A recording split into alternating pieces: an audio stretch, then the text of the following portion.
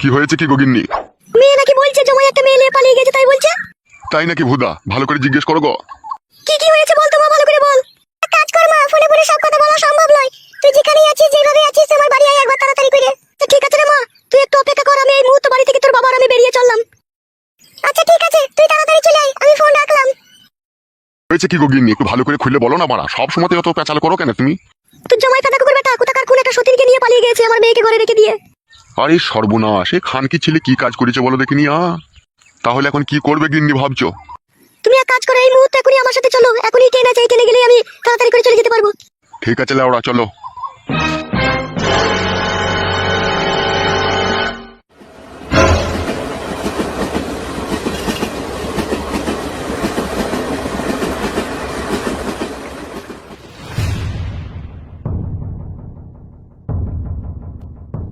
হ্যাঁ রে মা, বলতো কেন সে ফেদা কুকুর বেটা তোকে ছেড়ে দিয়ে চলে গেল? কি হয়েছিল একটু বলতো মা খুলে। মারে, তোর বাড়ি থেকে যখন আমি সোনার জিনিস দুটো নিয়ে এলাম, তখন ও বাড়ি এসে ও বাড়িতেই বসেছিল। আমি আসা মাত্রই আমাকে বললো, জিনিস নিয়ে এসেছিস? আমি বললাম হ্যাঁ নিয়ে এসেছি। তো ও তখন বললো, কই জিনিসটা আমার হাতে দে। আমি ওর হাতে জিনিসটা দিয়ে দিলাম। তারপরে ও আমাকে বললো আমি এই জিনিসটাকে দিয়ে বন্দুক দিয়ে ছাগল নিয়ে আসবো। দিয়ে ছাগল তো আর নিয়ে এলো না, রাত্রি 9টা-10টার সময় বাড়ি ফিরলো।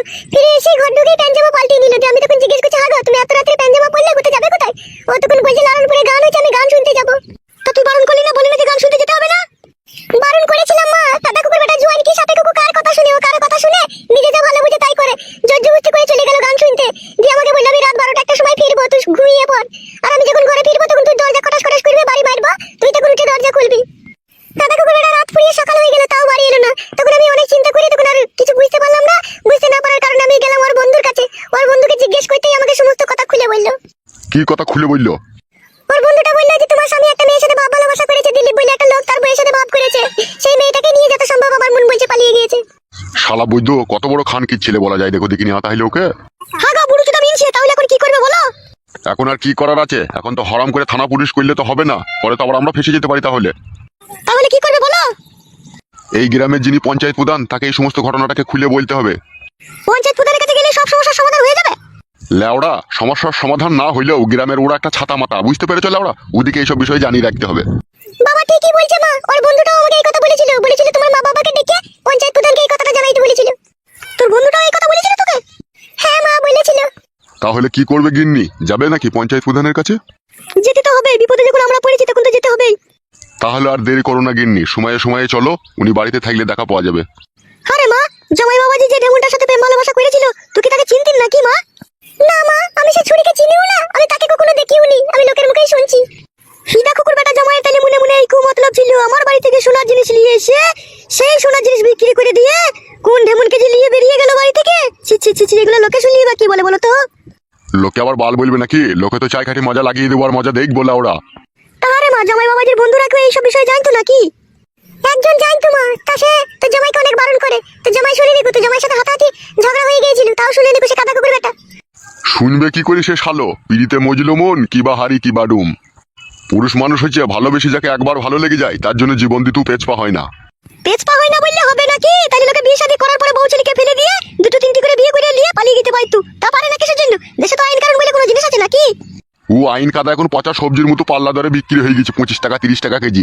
যার কাছে টাকা থাকবে, যার কাছে পাওয়ার থাকবে, তার দিকে আইন থাকবে লাউড়া। আমরা গরিব মানুষ, আমাদের কাছে সততার কোনো মূল্য নেই আর সত্যর কোনো বিচার নেই কোথাদা। বেশ ঠিক আছে, চলো একবার পঞ্চায়েত প্রধানের কাছে চলো, উনি কি বলে একবার দেখা যাক, চলো। এসো।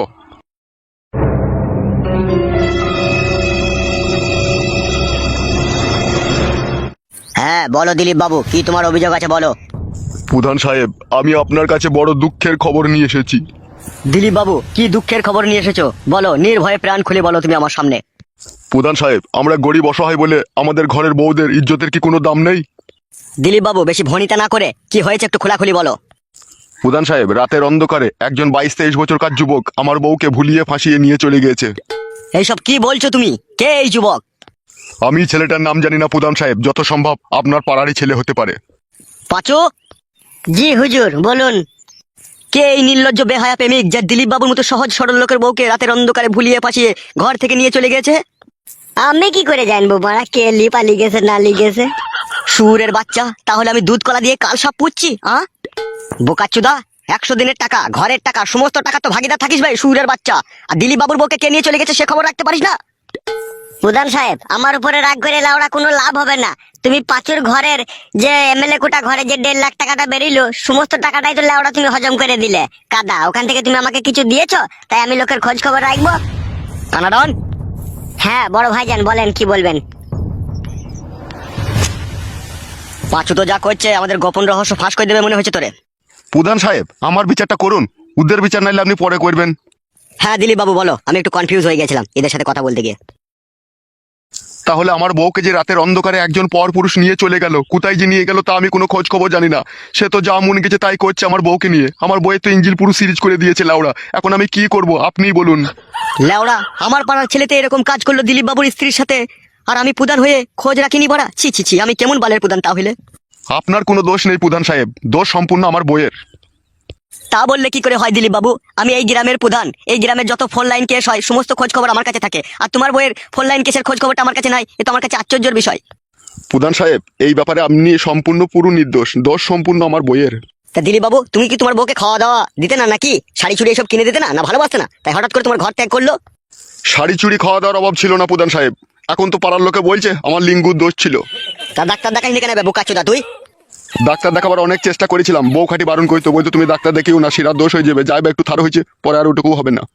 তাহলে ওরা এখন আমি তোর কি বিচার করতে পারি বল? এখন কথা হয়েছে ও মেয়ে তো ঘর ছেড়ে চলে গিয়েছে, আমার মান সম্মান তো সব হারিয়ে দিয়ে গেছে। ও মেয়ে এলে আমি আর সংসার করতে চাই না। তুমি একটা কাগজপত্র করে দাও, ঠিক আছে? ওই মেয়ে যাতে ভবিষ্যতে যাতে আমার কাছে আসে, তা আমার যাতে কেউ দোষ না দিতে পারে, থানা পুলিশ যেন আমাকে দোষী না সাব্যস্ত করতে পারে। সে তো মারা করে দেয়া হবে একটা কাগজপত্র, কিন্তু সে মাগি গেল কার সাথে? প্রধান সাহেব, প্রধান সাহেব, কে? আমি ফুটের বউ, আপনার সাথে একটু কথা বলতে চাই। চলে এসো, ওই বাঁ দিকের ওই দরজা দিয়ে ঢুকে ডান দিকে চলে এসো। হ্যাঁ দিলীপ বাবু, তাহলে তুমি বলতে চাইছো তোমার বউকে আর তুমি নেবে না, তাই তো? সম্পূর্ণ একবারে পুরোপুরি ভাবে ডিভোর্স দিতে চাইছো তুমি? হ্যাঁ প্রধান সাহেব, সেরকমই মনোভাব আছে। শুধু লাউড়া মনোভাব থাকলে হবে না, সত্যি করে বলো ছাড়পত্র দেবে কি না দেবে।